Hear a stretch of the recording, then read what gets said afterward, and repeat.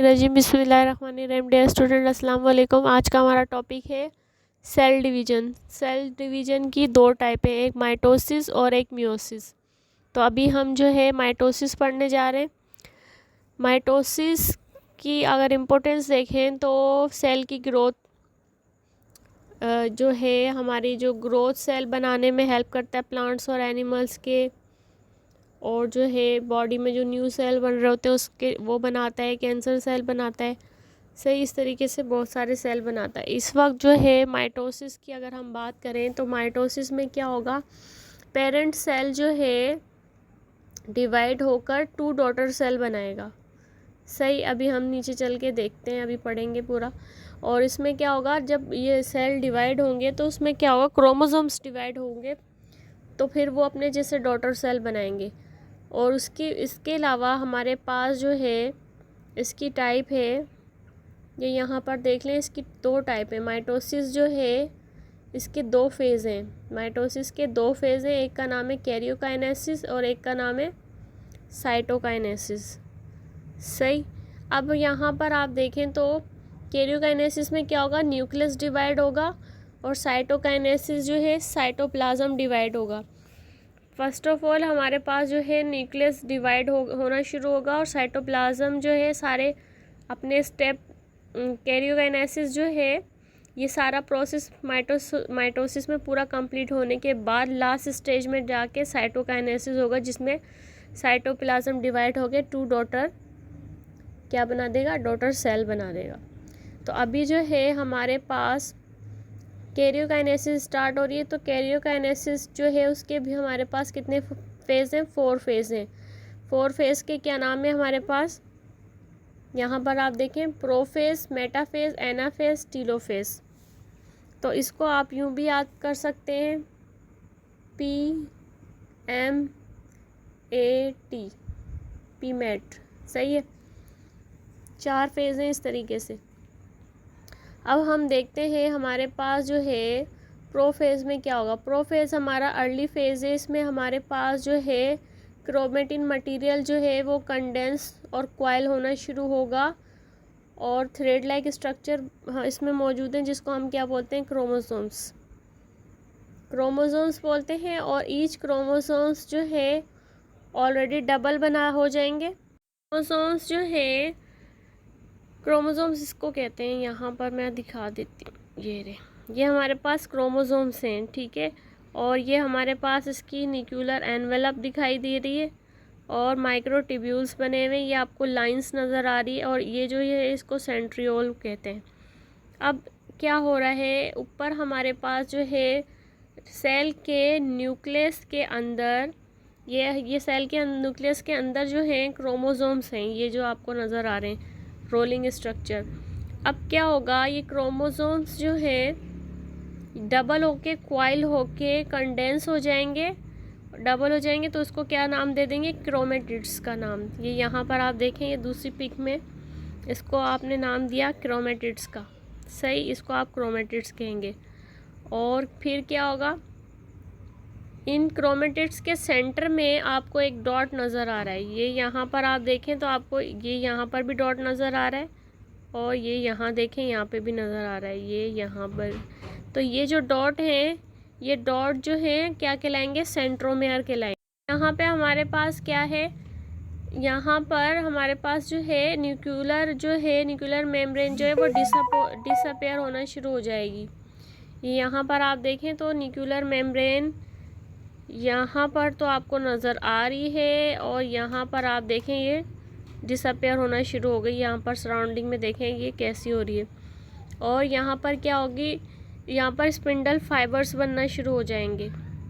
ये यहाँ पर आप देखें, ये स्पिंडल फाइबर बनना शुरू हो रहे हैं, और ये जो सेंट्रियोल है इसमें इसके साइड में धागे से बनना शुरू हो रहे हैं, जिसको आप स्पिंडल फाइबर कहेंगे। सही, इसके बाद प्लांट सेल में जो है सेंट्रियोल एब्सेंट होते हैं, और एनिमल सेल में स्पिंडल फाइबर बनना शुरू होंगे, जो यहाँ पर आपको ये देखें, जो इसका दूसरे स्टेप है इसमें नज़र आएंगे। ये यहाँ आपको नज़र आ रहे हैं, ये देखें स्पिंडल फाइबर। फिर ये क्या होंगे, 2 क्रोमोसोम्स जो है आपस में जोड़ियाँ बना के क्या बनाएंगे, डॉटर सेल बनाएंगे। यहाँ पर ये इनके साथ ही यहाँ पर आप देखें ये अपने जैसे बना रहे हैं और ये बनाएंगे यहाँ पर सिस्टर क्रोमोसोम्स बनाएंगे। ठीक है, या डॉटर सेल बनाना शुरू कर रहे हैं, सिस्टर क्रोमोसोम्स बनाएंगे, पहले अपने जैसी डुप्लीकेट कॉपी बनाएंगे यहाँ पर। और साथ में यहाँ पर आप देख लें, यहाँ पर जो सेंट्रियोल था ना, ये यहाँ पर स्पिंडल फाइबर्स बन गए साथ में यहाँ साइड पर, और ये बिल्कुल सेंटर प्लेन में आ गए। ये कहाँ हो रहा है, मेटाफेज में हो रहा है ये वाला काम। सही। अब मेटाफेज के बारे में क्या लिखा है, during this phase each chromosomes arrange itself on the equator plane. आपने देखा बिल्कुल सेंटर में आ गए, इस पॉइंट को क्या बोलेंगे, इक्वेटर प्लेन। बिल्कुल सेंटर में आ गए, इक्वेटर प्लेन में आ गए। इसके बाद एनाफेज आ रहा है। एनाफेज में क्या होगा, in this phase spindle fibre contract. अब जो स्पिंडल फाइबर बने हैं ये अपने आप को कॉन्ट्रैक्ट करेंगे। Centromere of chromosomes divide. Centromere जो है इसके अंदर ये वाला जो सेंट्रोमेयर है, किसको कह रहे हैं सेंट्रोमेयर, क्रोमोसोम्स के बीच का जो पॉइंट था ये सेंट्रोमेयर था। ये देखें ये डिवाइड हो रहे हैं।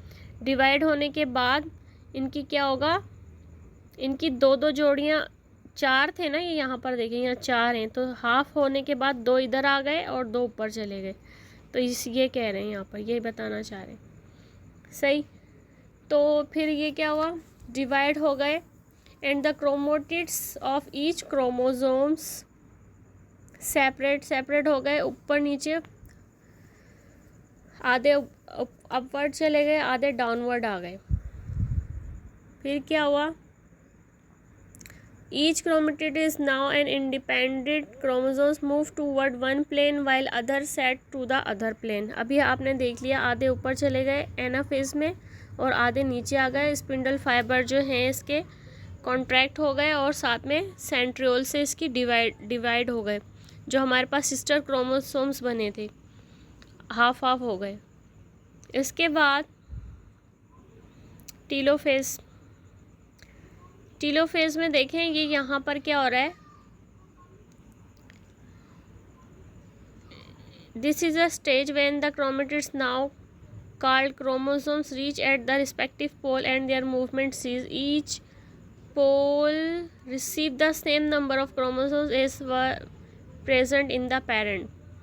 तो सेम नंबर ऑफ क्रोमोसोम्स जो हैं, जितने दो थे हमने पढ़ा था, तो वही दो डिवाइड हो गए दो हिस्सों में, एक पूरा सेट बन गया। यहाँ पर आप देखें, यहाँ पर एक इसका जो क्या कहना चाह रहे हैं, ये न्यूक्लियस, ठीक है ना, इसका जो न्यूक्लियस है ये यहाँ से आप देखें थोड़ा सा कर्व होना शुरू हो रहा है। न्यूक्लियस कर्व हुआ, उसके बाद जो है साइटोप्लाज्म यहाँ पे क्या कर रहा है, यहाँ पर जो है दो न्यूक्लियर मेम्ब्रेन ने क्या किया, टू डॉटर सेल, अभी आपने देखा टीलोफेज में देखें, तो फिर क्या होगा, दोबारा जो है न्यूक्लियस बनना शुरू हो जाएगा, न्यूक्लियर मेम्ब्रेन दोबारा बनेगी। फिर इस फेज को क्या कह रहे हैं, इंटरफेज कह रहे हैं, जहाँ पर दो डॉटर सेल जो है बन गए हैं। ठीक है, टीलोफेज के बाद इंटरफेज आया, दो सेल बन गए। इसके बाद क्या हुआ, साइटोकाइनेसिस स्टार्ट हो रही है। अब जब यहाँ तक जो है पहुँच गया डिवाइड होने के बाद, soon the cytoplasm of the cell also divide. अब क्या होगा, जो साइटोप्लाज्म जो है वो भी मज़ीद डिवाइड होगा।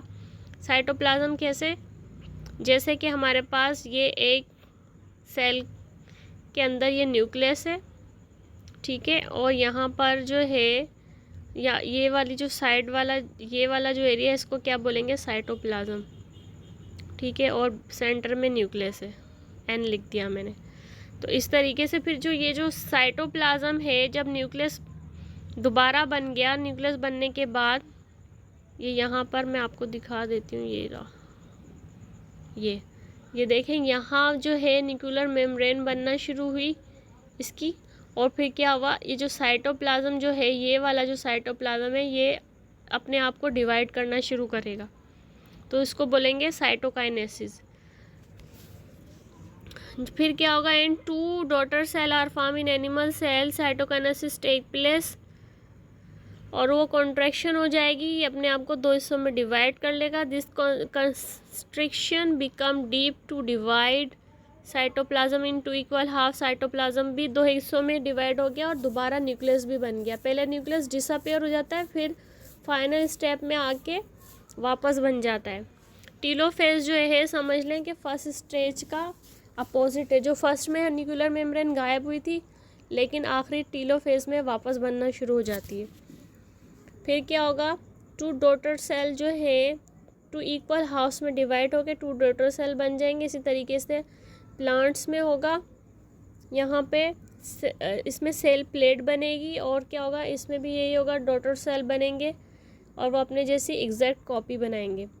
अब सिग्निफिकेंस की बात करें, मतलब इसकी इम्पोर्टेंस क्या क्या है, तो ये क्या कर रहा है, ग्रोथ में हेल्प कर रहा है, अपने जैसी एग्जैक्ट कॉपी बनाता है, और कुछ जो है all kind of asexual reproduction करवा रहा है। वेजिटेटिव प्रोपेगेशन प्लांट्स में होती है, वो किसके ज़रिए हो रही है, माइटोसिस के ज़रिए।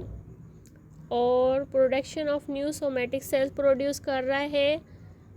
ब्लड सेल भी डिपेंड करते हैं माइटोसिस पे, और हमें कभी कोई चोट लग जाती है तो उसको रिपेयर करना, ज़ख्मों को फिल करना, हीलिंग प्रोसेस करने में भी बहुत हेल्पफुल है। तो ये थी इसकी अहमियत, इसकी इम्पोर्टेंस। Thanks for